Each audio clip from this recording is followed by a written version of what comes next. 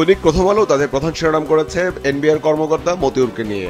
দেশে খোঁজ পাওয়া যাচ্ছে না, বিদেশ যেতে নিষেধাজ্ঞা। মোহাম্মদ মতিউর তার প্রথম স্ত্রী ও ছেলের বিদেশ যাত্রায় নিষেধাজ্ঞা। সোনালী ব্যাংকের পরিচালকের পদ থেকে অপসারণ। মতিউর রহমানের অবস্থান কোথায় জানা যাচ্ছে না। সরকারের অনুমতি ছাড়াই ব্যবসা করেছেন তিনি। প্রকাশ্যে আসছেন না মতিউরের প্রথম স্ত্রী লায়লা কানিজ, যাচ্ছেন না উপজেলা পরিষদেও। ছেলে তৌফিকুর রহমানের নামে বিভিন্ন কোম্পানির মালিকানা রয়েছে, শেয়ার বাজারেও বিনিয়োগ আছে। এনবিআর কর্মকর্তা মতিউরের গ্রামের বাড়ি নিয়ে পত্রিকাটি আরও একটি শিরোনাম করেছে।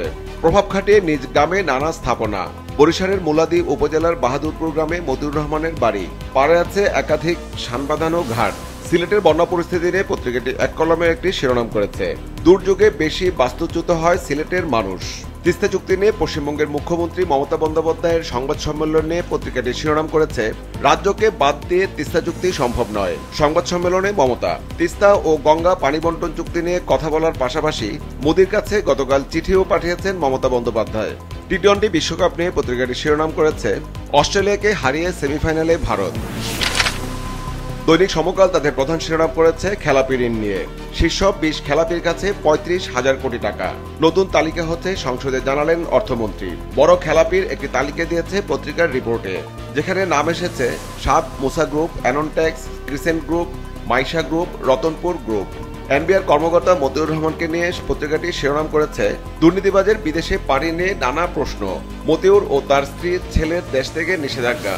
তথ্য চেয়ে বিভিন্ন সংস্থাকে দুদকের চিঠি। তিস্তা ও গঙ্গার পানি বন্টন নিয়ে পশ্চিমবঙ্গের মমতা বন্দ্যোপাধ্যায়ের সংবাদ সম্মেলনে পত্রিকাটি শিরোনাম করেছে, তিস্তা গঙ্গার পানি বন্টনে চরম বিরোধিতা মমতার। প্রধানমন্ত্রী মোদীকে কঠোর ভাষায় চিঠি।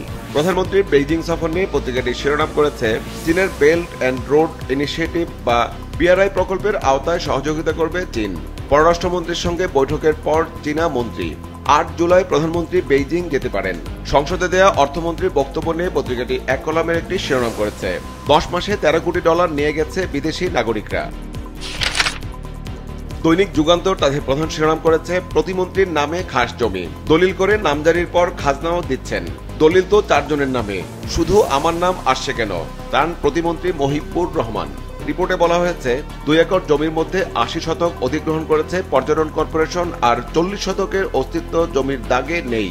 পানি সম্পদ প্রতিমন্ত্রীর কাছে ডিউ লেটার দিয়ে বাবুর সঙ্গে চলমান মামলার নিষ্পত্তিও চেয়েছেন। তিস্তা নিয়ে পশ্চিমবঙ্গের মুখ্যমন্ত্রী মমতা বন্দ্যোপাধ্যায়ের চিঠি নিয়ে পত্রিকাটি শিরোনাম করেছে, মোদীকে মমতার চিঠি, রাজ্যকে বাদ দিয়ে তিস্তা চুক্তি নয়। রাশেদ খান মেননের সংসদে দেয়া বক্তব্য নিয়ে পত্রিকাটি এক কলামের একটি শিরোনাম করেছে, দুর্নীতি, অর্থ পাচার ও খেলাপি ঋণ, বিশেষ কমিশন গঠনের দাবি সংসদে। মেধাবী শিক্ষার্থীদের মধ্যে উপবৃত্তি ও টিউশন ফি বিতরণ অনুষ্ঠানে প্রধানমন্ত্রীর বক্তব্য নিয়ে পত্রিকাটি শিরোনাম করেছে, শিক্ষা ব্যবস্থাকে সরকার বহুমাত্রিক করেছে প্রধানমন্ত্রী। দৈনিক কালের কণ্ঠ তাদের প্রধান শিরোনাম করেছে, মতিউর আর বেনজিরকে ঘিরে। এসব নিয়ে বক্স আকারে কয়েকটি প্রতিবেদন প্রকাশ করেছে পত্রিকাটির প্রধান শিরোনাম করেছে, লাকির ক্ষমতার পেছনে রাজু তালেব, স্ত্রীকে আওয়ামী লীগের পদ উপহার দেন মতিউর।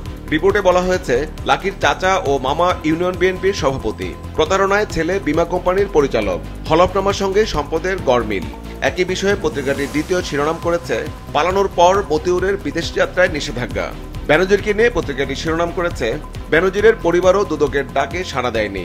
সাবেক আইজিপির দুর্নীতি, আত্মপক্ষ সমর্থনের সুযোগ হারালেন। একাধিক মামলার প্রস্তুতি। দৈনিক কালবেলা তাদের প্রধান শিরোনাম করেছে, দুর্নীতি দমন কমিশন নিয়ে। অভিযুক্তরা দেশ ছাড়লে ঘুম ভাঙে দুদকের। একই ইস্যুতে পত্রিকাটি আরও একটি শিরোনাম করেছে, স্ত্রীপুত্র সহ মতিউরের বিদেশ গমনে নিষেধাজ্ঞা, নথি চেয়েছে দুদক। প্রধানমন্ত্রীর চীন সফর নিয়ে এক কলামে একটি শিরোনাম করেছে পত্রিকাটি। জুলাইয়ের দ্বিতীয় সপ্তাহে চীন যেতে পারেন প্রধানমন্ত্রী। মতিউর বেনজিরকে ঘিরে পত্রিকাটি আরও একটি শিরোনাম করেছে, বড় দুর্নীতিবাজরা আতঙ্কে, বেনজির মতিউর আলোচনায়। রিপোর্টে বলা হয়েছে, অপকর্মের তথ্য ফাঁস হওয়া ঠেকাতে অনেকেই অধীনস্থ কর্মচারীদের সমীহ করে চলছেন। অবৈধ সম্পদ নিয়ে দেশের মানুষ খুবই ক্ষুব্ধ। সাধারণ মানুষ আস্থা হারাচ্ছে সরকারি চাকরিজীবীদের উপর। পুলিশ, কাস্টমস ও প্রশাসন ক্যাডারে বেশি অস্বস্তি। আতঙ্ক প্রকৌশলী ও সাব রেজিস্ট্রারদের মধ্যেও। ডিসি, এসপি ও ওসিদের কপালে চিন্তার ভাঁজ। গণমাধ্যমকেই বেশি ভয় পাচ্ছে দুর্নীতিবাজরা। দৈনিক বাংলাদেশ প্রতিদিন তাদের প্রধান শিরোনাম করেছে, আলোচনায় সরকারি কর্মকর্তারা। রিপোর্টে বলা হয়েছে, সম্পদের হিসাব প্রকাশ কেন জরুরি? দুর্নীতি বন্ধ ও জবাবদিহিতা নিশ্চিতে সম্পদের হিসাব প্রকাশ নিয়ে দীর্ঘদিন ধরেই হচ্ছে আলোচনা। বিশেষ করে সরকারি কর্মকর্তাদের বিষয়ে দাবি উঠেছে অনেকবার। কিন্তু রহস্যজনক কারণে এই প্রক্রিয়া আর এগোয়নি। অবৈধভাবে সম্পদ অর্জন বন্ধে হিসেব প্রকাশ জরুরি বলে মনে করেন বিশিষ্টজনেরা। প্রধানমন্ত্রীর চীন সফর নিয়ে পত্রিকাটি শিরোনাম করেছে, চোখ প্রধানমন্ত্রীর চীন সফরে। সফর 8 থেকে 11 জুলাই, হতে পারে যুগান্তকারী বাণিজ্য চুক্তি। বৃত্তি প্রদান অনুষ্ঠানে প্রধানমন্ত্রীর বক্তব্য নিয়ে পত্রিকাটি শিরোনাম করেছে, তরুণরাই দেশ এগিয়ে নেবে প্রধানমন্ত্রী। রাজস্ব কর্মকর্তা মতিউরের স্ত্রীকে নিয়ে পত্রিকাটি শিরোনাম করেছে, আলিফ লায়লাকেও হারিয়ে লায়লা কাহিনী। রাজাকারের নাতনি থেকে আওয়ামী লীগের উপজেলা চেয়ারম্যান। অঢেল সম্পদ, গাজীপুরের রিসোর্ট, কানাডায় বিলাসবহুল বাড়ি। তিস্তার গঙ্গার পানি নিয়ে পশ্চিমবঙ্গের মুখ্যমন্ত্রীর বক্তব্য নিয়ে পত্রিকাটি শিরোনাম করেছে, তিস্তা গঙ্গার পানি নিয়ে ফের আপত্তি মমতার।